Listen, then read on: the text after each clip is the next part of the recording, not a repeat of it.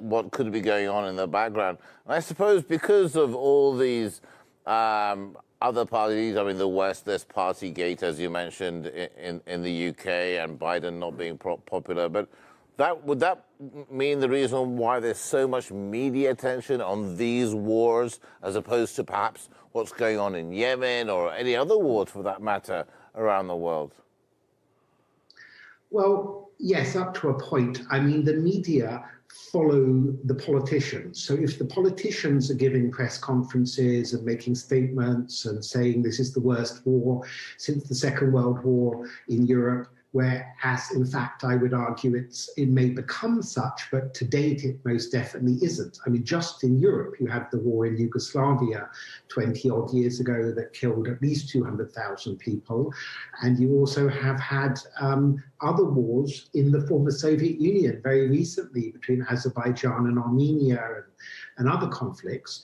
So yes, the media is paying incredible amounts of attention to the Ukraine conflict, as if Britain, for example, it's as if Britain itself was doing the fighting, as if World War II is on again, as if all the reference points are to World War II. So Putin becomes Hitler, Ukrainian President Zelensky becomes Churchill.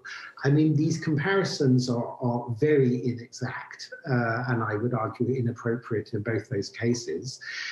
So yes, the media, it is good for ratings and so on. You also have the COVID pandemic that took up a lot of media coverage in the last couple of years, suddenly, fading from view in Europe. But there's, I would say, over-dramatic, over-alarmist coverage that makes people think that there's never been war before. I mean, what do they think America, Britain and others have been doing in Afghanistan for the last 21 years? War is horrible. And lots of journalists are pretending like they've never seen anything terrible before. As bad as the Ukraine war is, and it is undoubtedly bad, wars in Yemen, unfortunately, have been worse. 300,000 dead, I think, many people starving, and there are many other wars as well beyond just Yemen. I mean, in Ethiopia, for example, I understand that 10,000 women have been raped. This in a war that's still going on in Ethiopia, started moreover by a Nobel Peace Prize winner, and yet the media not terribly interested. Indeed. Tom Gross, sadly, with the Turkish president talking longer earlier than we've actually run out of time.